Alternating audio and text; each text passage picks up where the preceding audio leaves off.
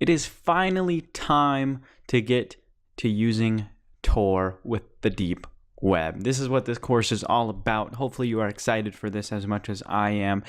We can actually dive a little bit deeper and see some deep web sites and learn just a little bit more. Of course, let's just jump right over back to our Tor browser to get started. So I'll see you over on the desktop. And back over on our Tor browser here, I do have a few things pulled up to start off with to kind of give you an idea of what we'll be working with throughout this video. Now, when it comes to finding links for the deep web, we talked a little bit about how it's not easy to find links. Obviously, there are these long string of numbers and characters, almost impossible to memorize more than several of them.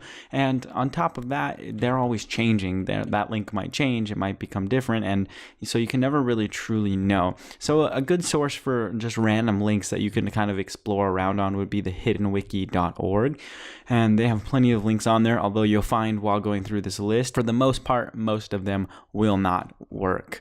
You're not going to be accessing most of these things pretty easy, but you could try your hardest on most of them and it might pull up something. So I've pulled up a few so far, just kind of the main ones that a lot of people like to talk about or like to use. This is just an email gateway, so you can actually set up an email on the deep web.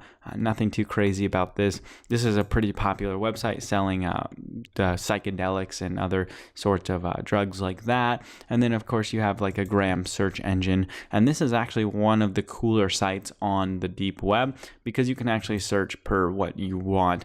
But it's important to note that obviously these last two are kind of based around the drugs and drug marketplaces, and that is what primarily the deep web is used for. So we didn't want to not include them, but they're not the best to go on, and if this isn't stuff you're not interested in or don't want to see, definitely don't come to these sites. But like it says there, we can just search cannabis, hit search, and what Gram search actually does is searches a bunch of different marketplaces to find you the best product to purchase and gives you information about that product. You can also go to the info desk to take a look at vendors and make sure they're trustworthy and all that, but we won't be talking about this as much in this course because that's what other courses talk about at Deep Web Academy. You can take those if you really want to know how to use this and purchase products on the dark web. But other than that, there's not too much to the deep web. So this website right now, we're on the dark web. Congratulations, you're there. It's not anything too amazing, and you'll find often that it comes a lot shorter. It comes up a lot shorter than you think it would. A lot of people think it's some crazy dark thing where you see a bunch of crazy stuff, but honestly, it's really not. Going through this list, we can kind of see some random options here, some random buttons we can try out, like a Tor search. Let's check out that one, or what is this? Amazon Business, why not?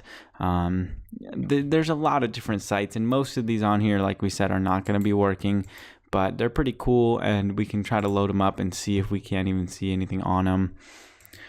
But generally, that's it. Kind of a lot of buildup in this course for a letdown, but not really a letdown because there's still so much to learn about the deep web and so much to learn how to use. This is not it, but at this point, it really becomes to you where you're going to have to learn on your own what you're looking at and what you're working with, and kind of browse for your own and get used to the communities on the deep web. We won't go too in depth on any of them because this is not a course about all of that. This is really just the basics of the deep web and getting you up to speed with using it and navigating it, and we've kind of done that at this point. You can see here that this is just a bunch of deep web links, but of course, if you didn't like any of these, you could just search dark web links. And of course, plenty of websites will come up with links. Always have caution when you're pressing these different links. If you don't know for sure where it goes, I wouldn't just start randomly pressing. But even searching that here, we can go to this site. They usually update it by year to make sure the links are actually working and all that. And once it loads, we can take a look at that. We'll close these ones over here. But that is pretty much it. Nothing too crazy here and nothing too amazing. And we've basically talked about everything we need to talk about with the deep web. And obviously using the deep web is kind of the easiest part of the whole process. Not much to it. And as much as people like to think it's some crazy, mysterious thing, it's really nothing too out of the ordinary or special. Yeah, it uses a lot more security to connect you, and that anonymity allows people to do a lot of illegal and illicit things.